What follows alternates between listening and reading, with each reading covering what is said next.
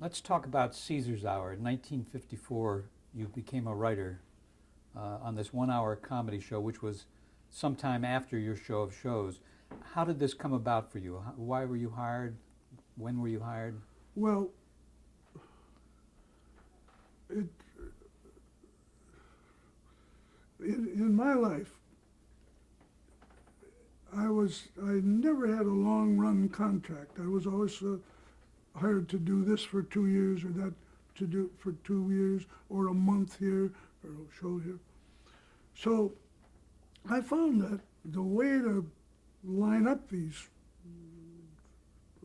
getting hired was to do your homework, do everything I could think of, make all the phone calls, send out the resumes, take guys to lunch, pass the word to friends, do everything I could think of, aiming in this direction.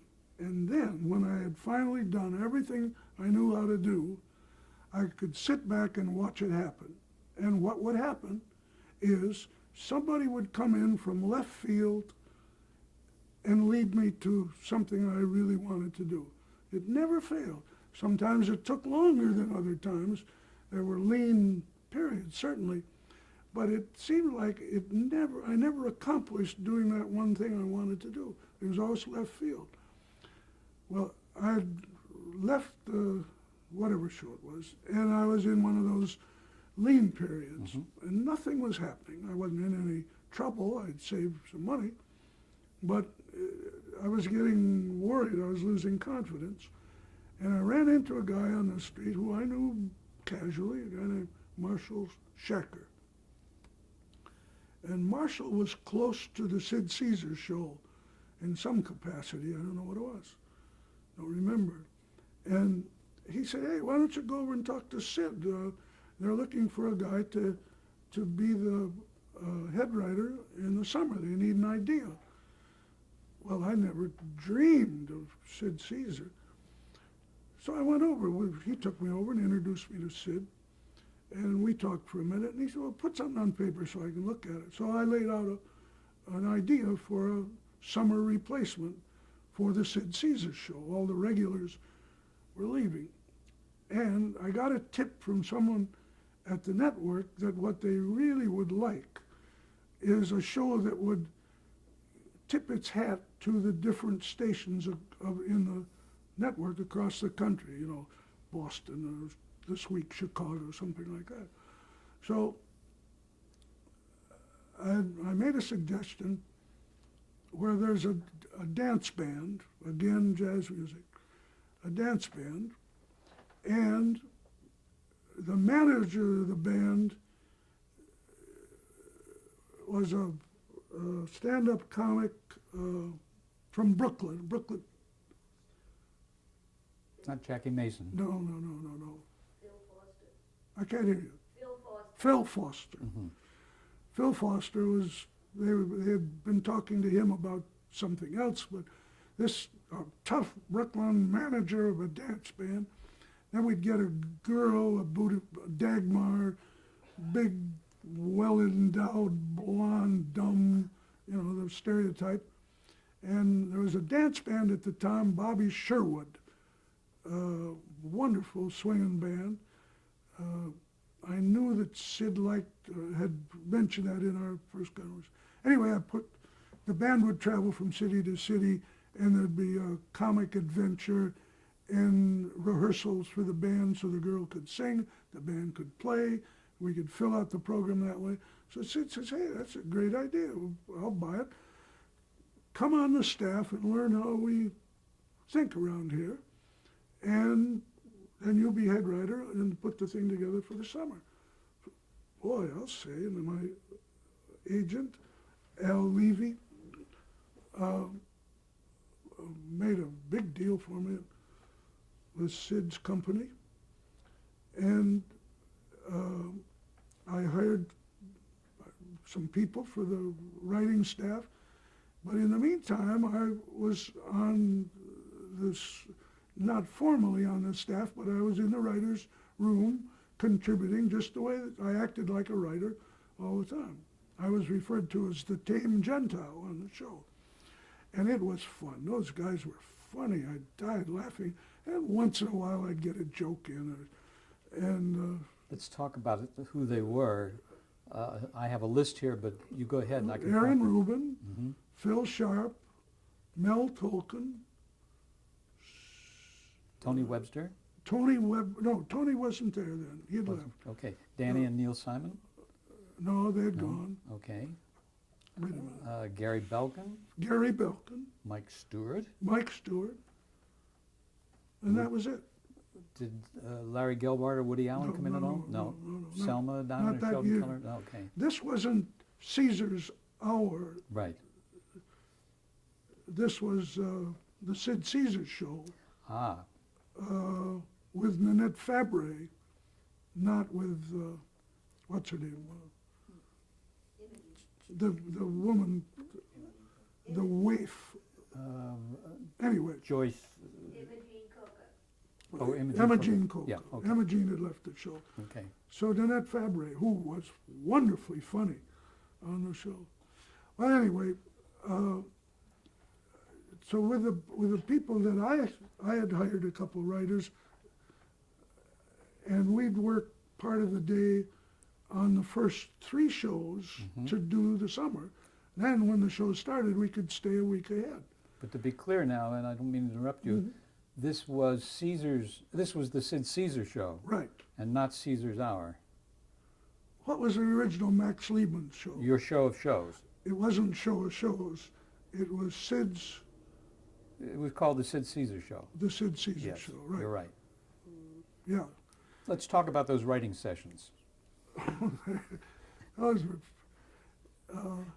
What was the process of coming up with the sketches?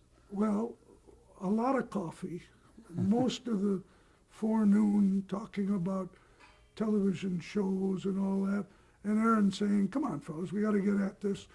And Aaron always sat at the typewriter, and the guys would complain and moan and groan, and then someone would say, "You know, that maybe we could use that in a married sketch," and something would happen.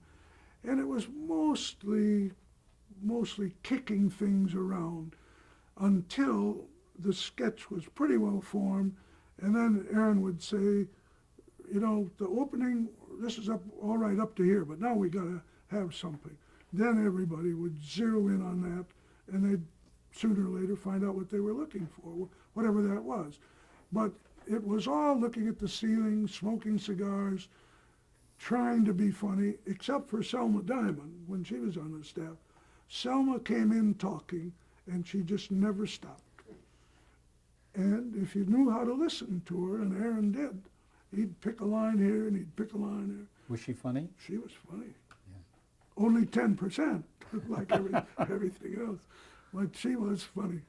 How about the people on the show? You mentioned Nanette Fabre. Oh, Howard Morris, was he on that show? Howard was there, Carl was there. And a lady by the name of Ellen Parker? I don't remember her. Okay. She, I've got to clarify and correct one thing here for the record, and that is, this is Caesar's Hour that we're talking about, as opposed to any other show. I mean, that's what it was called at that particular point. not the Sid Caesar. Well, After your okay, show shows, it was Sid Caesar, and it was on the air from 1954 to 1957. When did you leave the show then? Did you ever get to the summer show? Well, no, the reason, Sid okayed the 3 scripts that we had written, 2 of the 3 scripts, and the other one was to be patched up. And he went to Europe with his wife. And he was in Paris a couple of days and didn't like it and came back, reread the scripts and says, threw them out, we're going to do a show about a Midwest druggist. And I said, "Sid, with Phil Foster?" He said, "Yes, with Phil Foster." And I said, well, I made strong objections about that, thinking that I'd be the head writer or a writer on the show. And 10 minutes later, a guy came in and says, "Charlie, clean your desk out. Sid dumped you." Well, I was brokenhearted, but I called my agent and he said, "Don't be upset. Let's see what we got here." And it turned out I was paid for the whole summer and renewed for the following year at a small raise. Did they try to get out of that? Yes, but Al let him buy us out because I couldn't do anything while that was in effect. So I got a lump sum, and it was pretty hefty. What did you do during that time that you couldn't work for someone else? I bought a house here in West Hampton with the money. And spent your time there? And you know, my wife always laughs at this. I hadn't seen Sid in 15 years or something like that. And we were in that nightclub behind P.J. Clark's. Anyway, whatever it was. And Sid and Emma Jean were appearing there. So some friends wanted to go and see him, and I did too. So we went, and we had a seat right in the front row. Sid came out to thunderous applause. He stopped. He said, "Hey, Charlie, how are you?" And I said, "Fine, Sid," as if we had never parted over all these years. And he never told you himself Never. that you were finished? Never asked me about the money either. Yeah. No, that was That had to be a disappointment to you. not really. Okay. Not really. So next you go to the morning show when a man by the name of Lou Cowan calls you. Yeah. Tell us about that. Well, Lou Cowan was head of programming, or maybe president of the, anyway, he was the man. And I had done some work for him on the $64,000 question. $54,000 question. Just as a freelance writer. Huh? Yeah. Mm-hmm.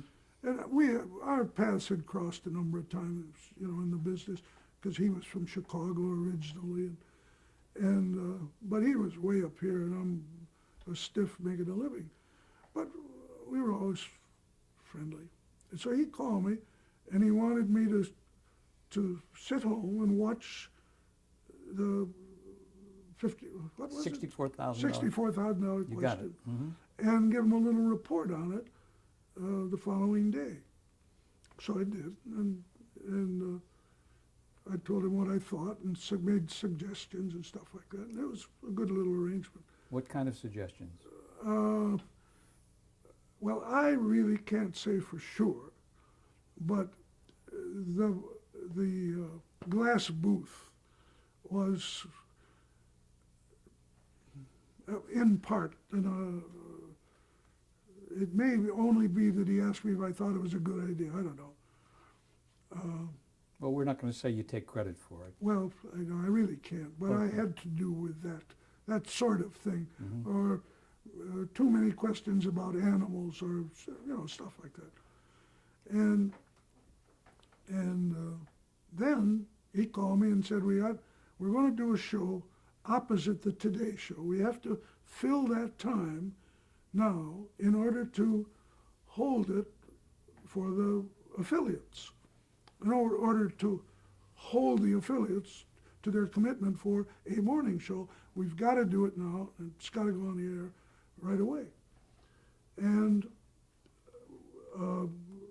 I said, well, sure, I'm interested, and the money was worked out and all that.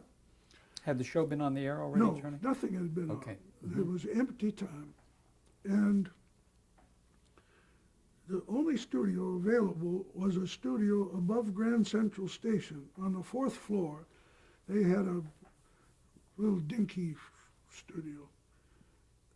And temporary, truck equipment was wheeled in. They had this room, and there was no real grid for lights.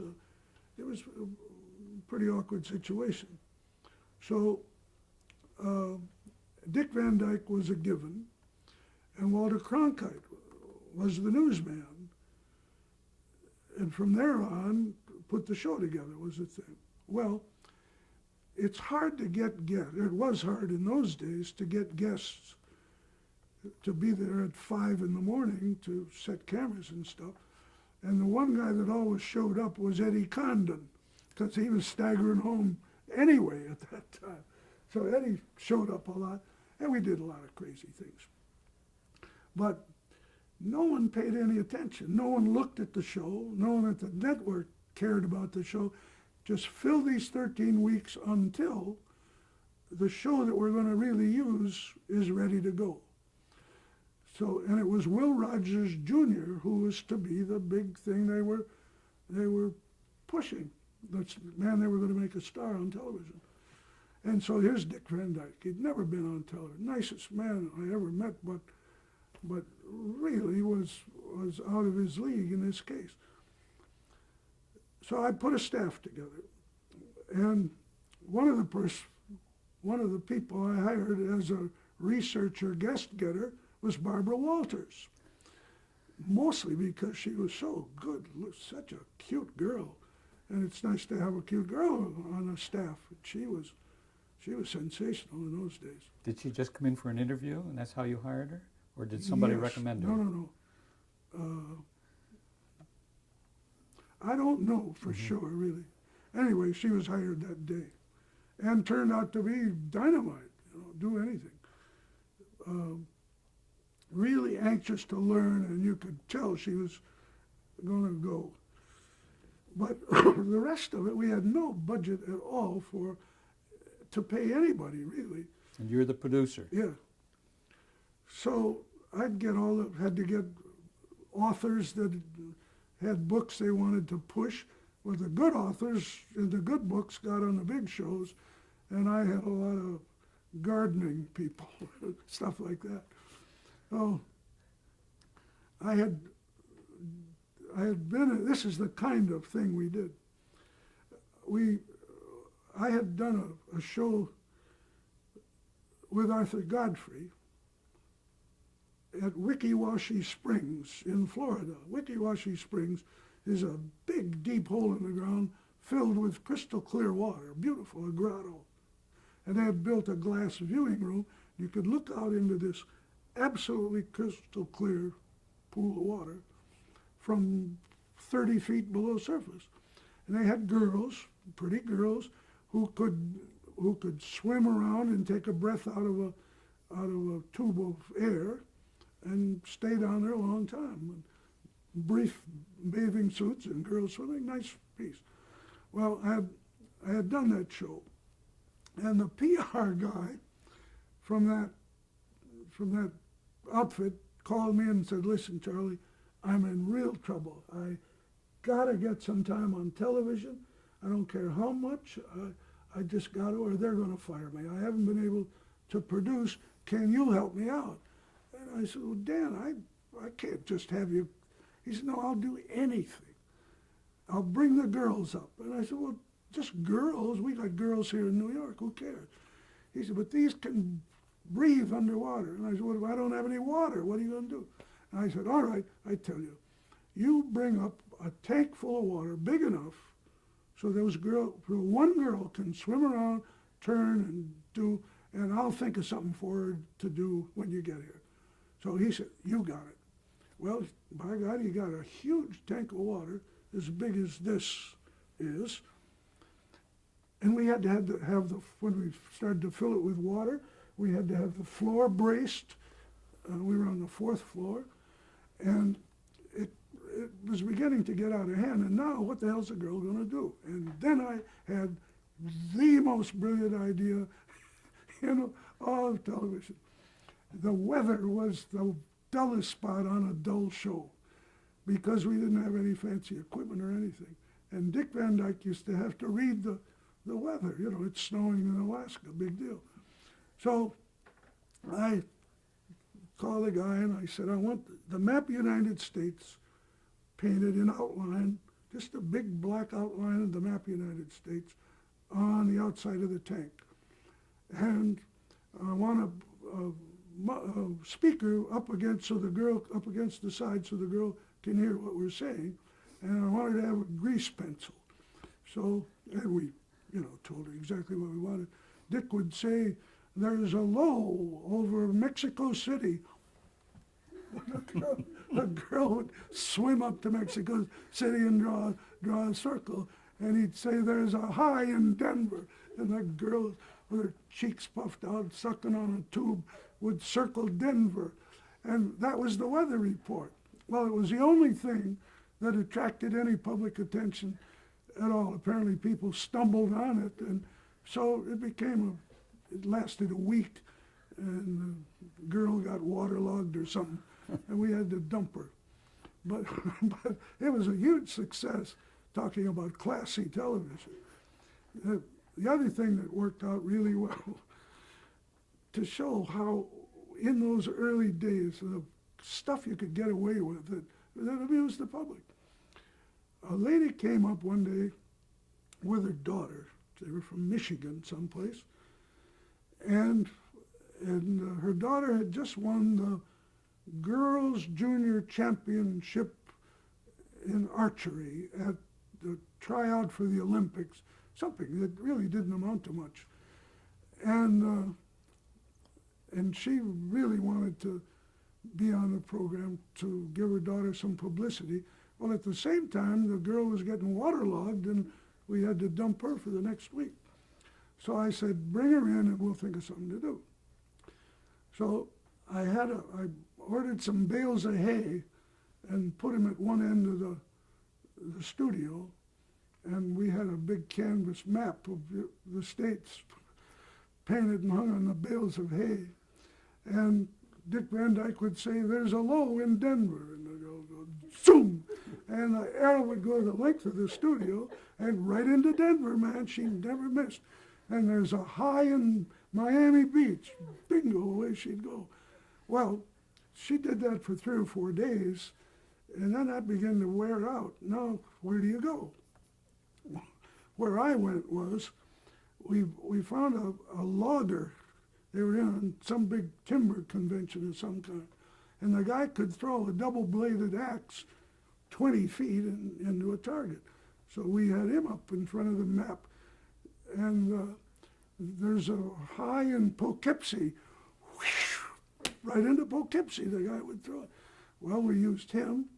We had an Indian who could throw tomahawks. He threw those. We had a guy who could throw knives, but his wife had to stand there so he could come close to her. So she'd stand next to Denver, and he'd throw knives into Denver.